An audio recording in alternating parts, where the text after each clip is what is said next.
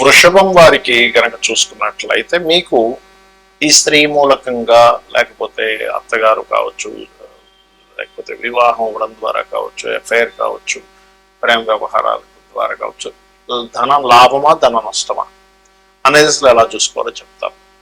ఒకటేంటంటే మీకు ఇప్పుడున్నటువంటి గోచారం ఏదైతే ఉందో కొంచెం రకరకాల మార్గాల్లో ఇప్పుడు రాబోయే 1-2 months కొంచెం అనుకూలంగా ఉంటుంది చెప్పాలంటే. ఎందుకంటే 2వ స్థానంలో గురువు ఉన్నాడు, దాని తర్వాత శుక్రుడు వచ్చి చేరుతున్నాడు 19వ తేదీ నుంచి ఇలా. అయితే అసలు యోగం ఏమిటి? మీకు ఇన్బిల్ట్ గా ఉండే యోగం సంతానం ద్వారా ధన యోగం ఉండే జాతకం వృషభం. అంటే మీకు ఎప్పుడైతే సంతానం కలుగుతుందో ఆ సంతానం కలిగి అలా ఎదుగుతూ ఉంటే మీ లైఫ్ కూడా అదే విధంగా ఎదుగుతూ ఉంటుంది.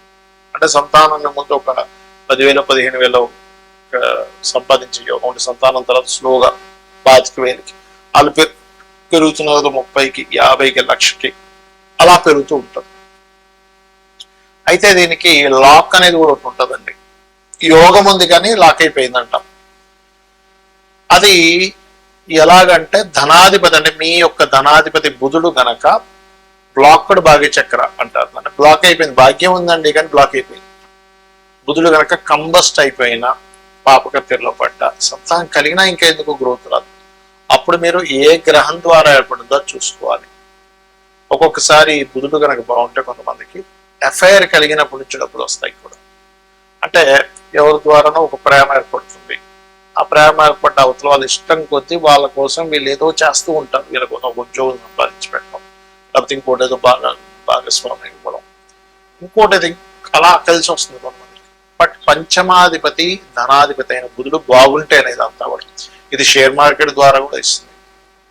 అయితే ఇక్కడ ఇది మళ్ళీ ఈ సప్తమ వ్యయాధిపతి వృషభం వారికి ఎఫైర్స్ కారకుడు అవుతాడు. అంటే భార్యాకారకుడు అవుతాడు, ఎఫ్ఐఆర్ కారకుడు అవుతాడు.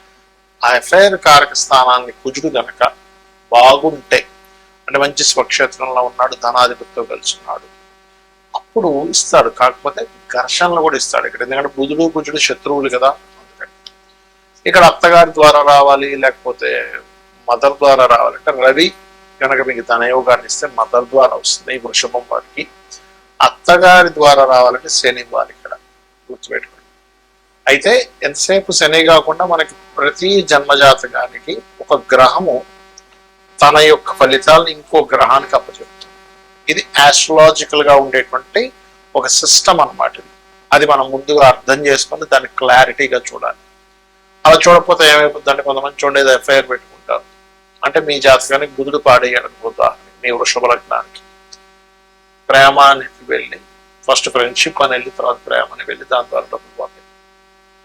నేను చూసా ఒక జాతకం ఇట్లాగే ఒక పెళ్లి చేసుకుందాం అనే ఫీలింగ్ తో ఒక సైట్ లో ఒక అమ్మాయితో పరిచయం అయ్యాడు. ఫస్ట్ ప్రేమ అన్నది, దాని తర్వాత నీ దగ్గర డబ్బులు ఉంటే చెప్పు మనం అందులో పెడతాం, అక్కడ రిటర్న్స్ వస్తున్నాయి, నాకు అందులో వచ్చాను, నేను డబ్బులు తీసుకెళ్ళి మొత్తం పెట్టాడు. పోయే అన్నది, పోయే ఎంత ఏమేంటే పోయే ఆ రకంగా కూడా ఉంటాయి. కాబట్టి ఏంటంటే ఇక్కడ మీకు ఇక్కడ ఒక విషయం ఏంటంటే ఇక్కడ ఈ వృషభం వారికి వివాహం తర్వాత విదేశాల్లో వెళ్ళడానికి అనుకూలించే దశ వస్తుంది మీకు. అంటే ఆ కాంబినేషన్ యాక్టివ్ అవుతుంది. కాకపోతే కుజుడు బాగుండాలి, శని బాగుండాలి, అత్తగారి ద్వారా రావాలంటే, షేర్ మార్కెట్ లో రావాలంటే బుధుడు బాగుండాలి. ఇది అసలు ఇది బాగుందో లేదో చెక్ చేసుకొని మీరు చేయండి. దీంతో పాటు విష్ణు సహస్రనామాలు మీకు బాగా ధనయోగం రావాలి. విష్ణు సహస్రనామాలు చేయడము, ఓం ధర్మాధ్యక్ష ధనాధ్యక్ష ధనధాన్య వివర్ధని నమః అనే మంత్రం చేయడం చేయండి. ఖచ్చితంగా మీకు ధనయోగం అనేటువంటిది కలుగుతుంది. కొంతమందికి ఎలా ఉంటుందంటే తల్లి ద్వారా వస్తుంది. తల్లి అన్ని చూసుకుంటుంది పాపం, వాళ్ళకి చిన్నప్పటి నుంచి అన్ని ఎవ్రీథింగ్.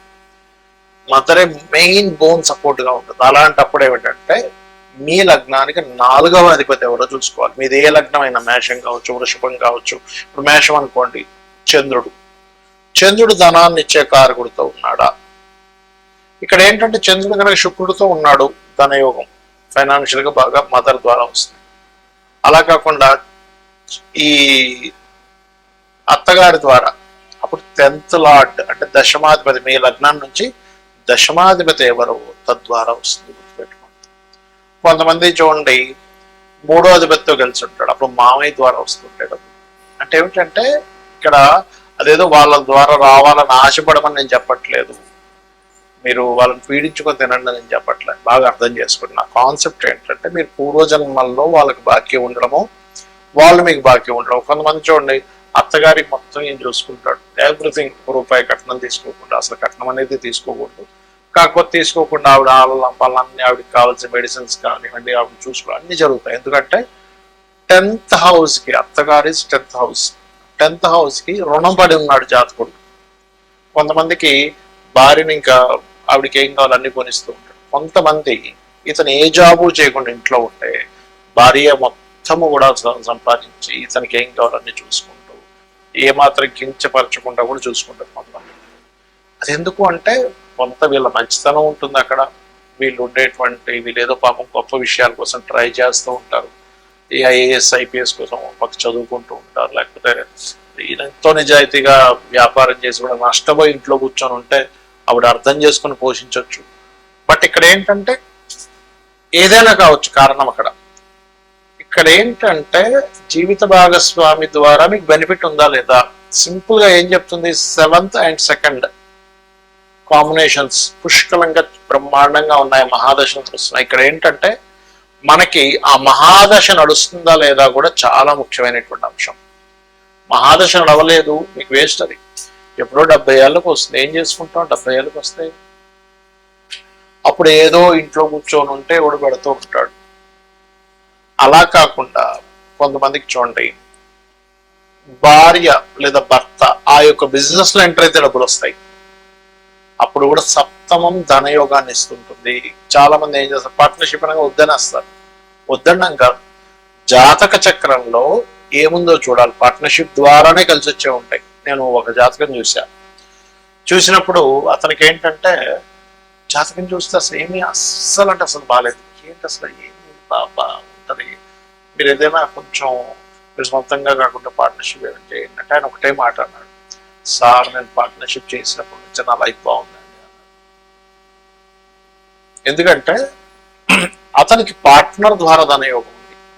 ఒక లారీతో ప్రారంభించాడు ఆయన, ఒక్క లారీతో ఇంట్లో ఉండే కొంచెం బంగారం తీసుకెళ్ళేదో లారీ కొన్నాడు, ఆయనతో పాటు ఇంకొక ఆయన కలిసి కొన్నాడు, 10 లారీలు అయిపోయి కూర్చున్న దగ్గర లక్షలు వచ్చిపోతుంది. అంటే ఏమిటి, అది పార్ట్నర్ ద్వారా ధనయోగం ఉంటే జీవిత భాగస్వామిని పార్ట్నర్ చేసుకోవచ్చు, బయట పార్ట్నర్స్ ద్వారా కూడా ధనయోగం వస్తుంది.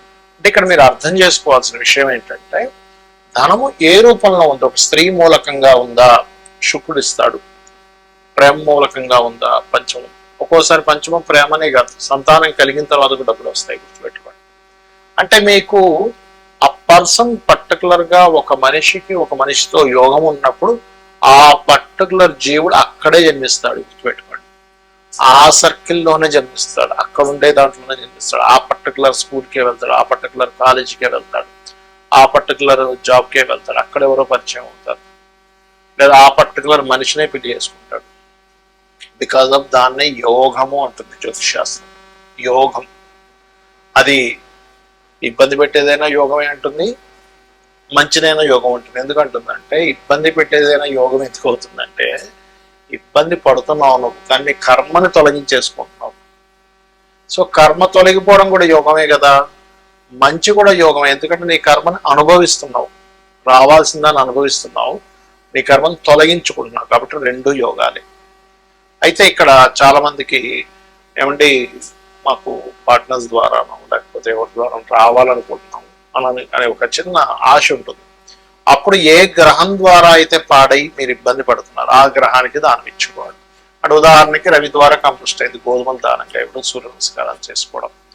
చంద్రుడి ద్వారా అయింది, అయితే చంద్రుడి ద్వారా అయ్యి చంద్రుడు స్పాయిలే కనుక శుక్రుడితో ఉంటే మీకు చాలా అంటే చాలా మటుకు స్త్రీల మూలంగా నష్టపోవడం జరుగుతుంది. అంటే రావడం పక్కన పెట్టండి, ఎవరో పరిచయం అవడం మనం చూస్తూ ఉంటాం. ఫేస్బుక్స్లోని ట్విట్టర్స్లోని ఎవరో పరిచయం అయ్యారు, నేను ఇంక ఇండియాకి వచ్చేస్తున్నా అని చెప్పారు, ఎలా చూస్తే అదేదో మన ఫ్లైట్ ఎయిర్పోర్ట్లో బ్లాక్ అయిపోయింది, ఆ డబ్బులు కడితే కానీ అది రాదన్నారు.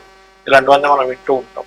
వాడు డబ్బులు కడతాడు. లేకపోతే శుక్రుడి ద్వారా పాడైతే ఏమవుతుంది అంటే కొంతమంది వాహనం పెడతాడు, అసలు అది యాక్చువల్ ₹1,00,00,000 వాడు 30 లక్షలకి అమ్మేస్తున్నాను, ఎందుకంటే నాకు సడన్గా అర్జెంట్ ఉందంటే నేను ఎక్కువ నడపలేదు దాన్ని, నాకు పలానా సోసోనకుండా డబ్బులు కట్టేస్తాను, లేదా చూస్తే అంత ఫేక్ ఉంటుంది. ఫేక్ ద్వారా డబ్బులు పోతున్నాయంటే చాలా క్లియర్గా మహాదశ గోచారం అంటే ధనస్థానాన్ని కేతు సంబంధం కలిగి ఉంటుంది. మహాదశ కూడా కేతు సంబంధాలు కలిగి నష్టపోయే కాంబినేషన్స్లో ఉంటాయి. అలా రకరకాల మార్గాల్లో ఉంటాయి, గుర్తుపెట్టుకోండి. కాబట్టి మీరు ఒకటే గుర్తుపెట్టుకోవాలి, ఒక రిలేషన్లోకి వెళ్ళేటప్పుడు అది లవ్వా, లేకపోతే రకరకాల రిలేషన్సా, లేకపోతే జీవిత భాగస్వామా, వాళ్ళతో మీరు ఏదైనా మనీ రిలేటెడ్ సంబంధించిన లావాదేవీలు నడిపేటప్పుడు ఆ లావాదేవీ ద్వారా మీకు నష్టం ఉందా లాభం ఉందా, ఇది ముఖ్యంగా తెలుసుకోవాలి. శ్రీమాత్రే నమః.